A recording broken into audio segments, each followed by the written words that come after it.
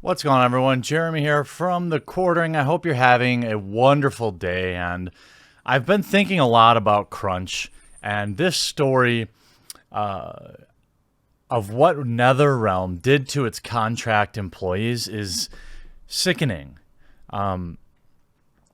For days, weeks even, I've been thinking about making a video to kind of dedicated to game developers because I do greatly appreciate their work. I respect it. I know I could never do what they do. And that goes all the way from the top, most senior developers to the newest QA person on the staff. It's just not something I can do or could do or have the skills to even hone and get better at. Crunch takes advantage of developers' passions. Now, I have always said that this is a willing contract signed up for and entered into by the employee. They are of free will to quit their job at any time, okay? There is a real problem with the way developers are treated, and it's a complex issue that I think I want to talk about maybe later today or in Saturday's video. Might be a good Saturday kind of long form video. But in this case, NetherRealm Games, from what I understand and from what insiders have confirmed to me behind the scenes, essentially lied to contract workers, provided them incentive to work and work and work at hilariously low wages, with the promise that they may become part of the main NetherRealm team. This is, of course, a prime example, as I will use in my video about game developers unionizing and how that's just a dumb idea pushed forth by dumb people, because contractors exist, Chinese developers exist. Now I'm starting to talk myself into doing the video later today. Maybe I will. Maybe I'll make it Saturday. I'm going to stream on dlive.tv/thequartering later today. Play some video games, relax, and have fun. Last week, just as NetherRealm Studios celebrated the release of Mortal Kombat 11, ex-contractors at the company shared stories on social media with startling allegations of crunch and stressful workplace conditions. Again, I don't care that work is stressful. We all have stressful jobs. Well, I guess I don't, but most people do. But particularly for contracted employees. Our investigation into the allegations have revealed a long-running culture at NetherRealm that has taken advantage of a contracted workforce enabled by a full-time staff and management team that are currently still working at the studio. I spent the week speaking with 4 former members of NetherRealm's contract team who have worked on games like Mortal Kombat 9, 10, and Injustice 2. Although none of our sources who spoke to us worked on Mortal Kombat 11, some worked as contractors for NetherRealm for years. They shared with USG how NetherRealm Studios fosters a particularly stressful and sometimes hostile work environment for contract employees. All 4 of our sources regularly refer to themselves as feeling like second-class citizens. The story from our source, who spoke to us under the conditions of anonymity for fear of risking their careers, why would you want to stay in this field anyway, detail a company that regularly takes advantage of contracted workers. Most of them are young, recent graduates from a nearby Chicago game design school, where NetherRealm Studios is located. For many of them, NetherRealms is their first AAA game development job. Last week on Twitter, former NetherRealm contract artist and Beck Hallstedt alerted social media users to NetherRealm's treatment towards contractors with allegations of minimum wage pay, crunch, and a hostile work environment. In their tweets, they described an environment where managers and full-time employees would take advantage of contractors desperate to secure a more permanent position at NetherRealm. PC Gamer reported similarly on the brutal crunch many employees at NetherRealm dealt with in the wake of tweets, both for contractors and full-time employees. However, what was revealed in our investigation is a story of a studio that regularly undervalued its contracted workers. Our sources confirmed they paid They worked for $12 an hour while working contract at NetherRealm. For context, the minimum wage in Chicago is currently at $12 an hour. But only after minimum wage hike took effect in July 2018, multiple sources told USG that NetherRealm would pay $11 per hour wages for the art team. I can share everything Beck Halstead has said is absolutely true, said another anonymous source who contracted at NetherRealm. Ed Boon, creative director at NetherRealm Studios, kind of brags, I quote, "I don't ever fire my full-time employees," but two sources feel that statement is hypocritical. Boone would claim to be fortunate never to be forced to lay off people, but ended contracts of dozens of people on a regular basis due to the system despite that. One former contractor said people never got hired. Another said bluntly, LinkedIn currently lists over 200 employees working at NetherRealm, but because the studio hasn't released any internal data, it's difficult to parse who is full-time and who is a contractor. Quote, "It was the first time many of us were working on a AAA game," said a former contractor. "We all had hopes of getting hired after the contract wrapped up," said another. "Spoilers, none of us got hired immediately after our contracts were up." The desperation to earn a full-time position in NetherRealm, essentially protected status, was repeatedly dangled in front of young, hungry developers. Leads would tell contractors of openings at NetherRealm, quote, "in the near future, and to keep you working. You're doing great." A big part of the NetherRealm, how NetherRealm was able to get away with this, was because of the makeup of contractors. One source described the pool of contractors as consisting of about 75% first-time employees looking to get a foot in the door of the video game industry. Some people from NetherRealm strung temp workers along on purpose just to get through the project. In 2 occasions, I had people break down because they could not keep up. Most of QA is temp. That's about 40 to 50 people, and mobile QA on-site at NetherRealm. Then you have about 15 or so modelers, animators, and designers. I'm just ballparking numbers, but the number of temporary workers at the studio is high, and the competition is fierce. That's why they don't pay you any money, okay? We're going to talk about this now. I think maybe I'm going to just do this at 3 o'clock. Another source said that the lowest tier contractor employees were put in the same windowless room, a box-like renovated garage that was often filled to the brim with temporary workers. Some might argue that as contractors, interns, and temps, that this is par for the course, especially for a position like QA, which isn't glamorous as more advanced positions. But 2 former contractors told USG that temps were sometimes asked to contribute to bigger parts of a NetherRealm project like fatalities in Mortal Kombat or supers in Injustice 2. Some of those sequences you love are from temp workers, revealed one source. NetherRealm will send out an email early in production to get people to submit ideas. Of course, they invite the temp workers because they can just give away an awesome idea without having to pay extra for it.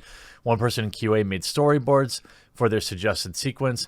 Their idea made it in, but they never got full-time position they were chasing. Most contractors were so desperate for even the slightest hint at a full-time position. This is so sad. But this is also the result of profiteering by, in my opinion, one of the biggest reasons it's like this is game design colleges that over-recruited and promised these kids the world, and they all went to these schools. They went to video game school. They went to this college, that college, and these colleges never painted a realistic picture of what the real working world was like. I mean, I can't imagine going to college for so many years only to come out to make minimum wage. That's brutal.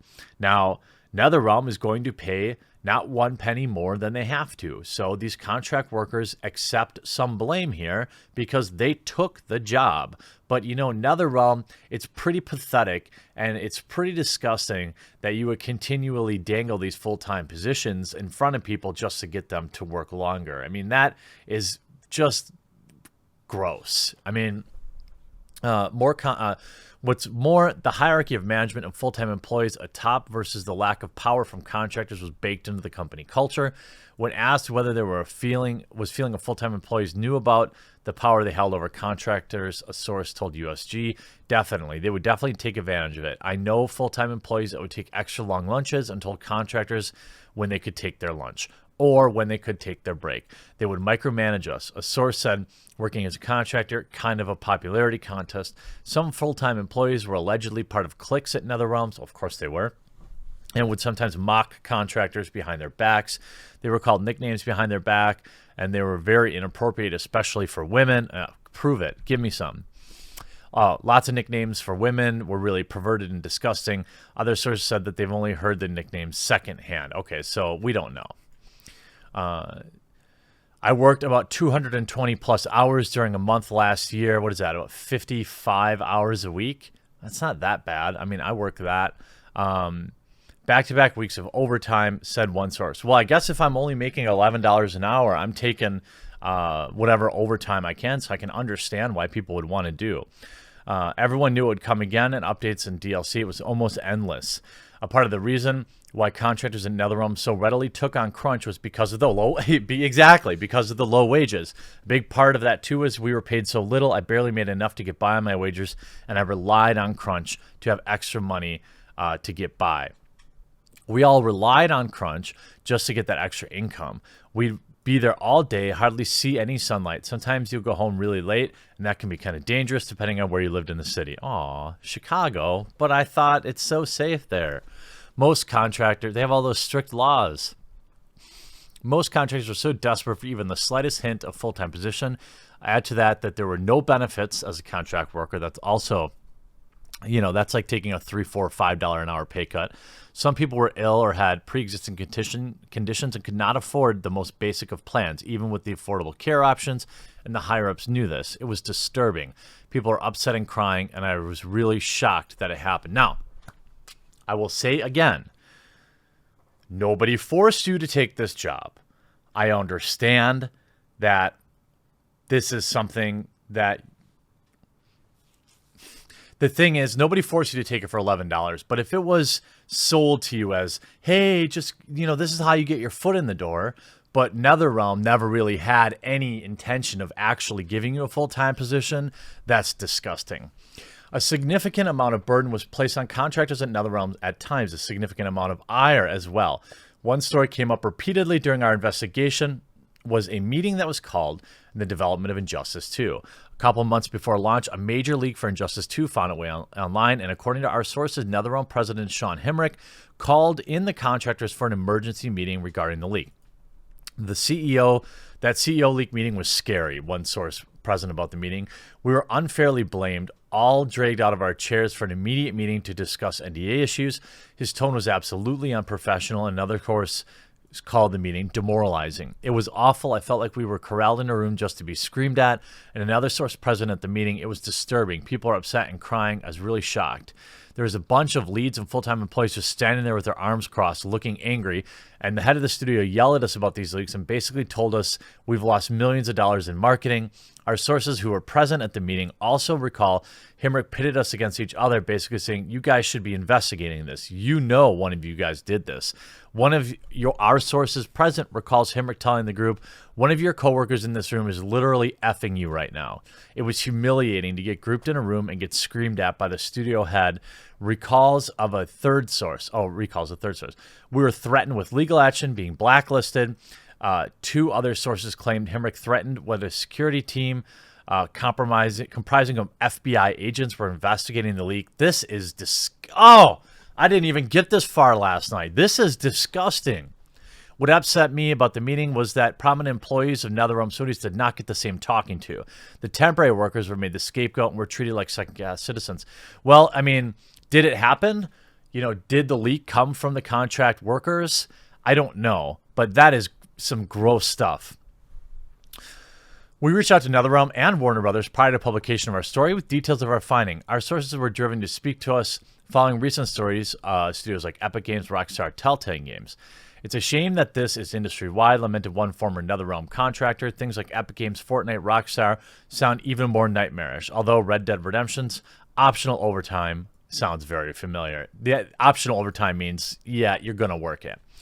I think a lot of young people that work there base their identity off working with a cool studio, said one source. So when it happened to me, where I wasn't going to go back, I realized how awful this was for my mental health. I felt like I lost a part of myself. I think it's important that this is a great article by US Gamer, by the way. Good job on this. These are some really good quotes. This shows the darker side, the more evil side of it, because I don't have a lot of sympathy for I had to work a bunch of hours, But this kind of stuff is really messed up. I think it's important, especially people in school now looking for jobs, that they know what they're getting into. I agree. We should know that this is not okay, and to stand up for themselves, because this is how they get away with it and why they're getting away with it. NetherRealm Studios, this is pretty... I mean, I was prepared for this article to be bad, but some of the things here were just... Wow. Screaming at your employees, talking about bringing in the FBI to investigate your own employees. And at no point did they have proof that it was a contract worker. Now, maybe they did. Okay, maybe they did. I don't know. But it doesn't appear by these sources that they had any proof at the time.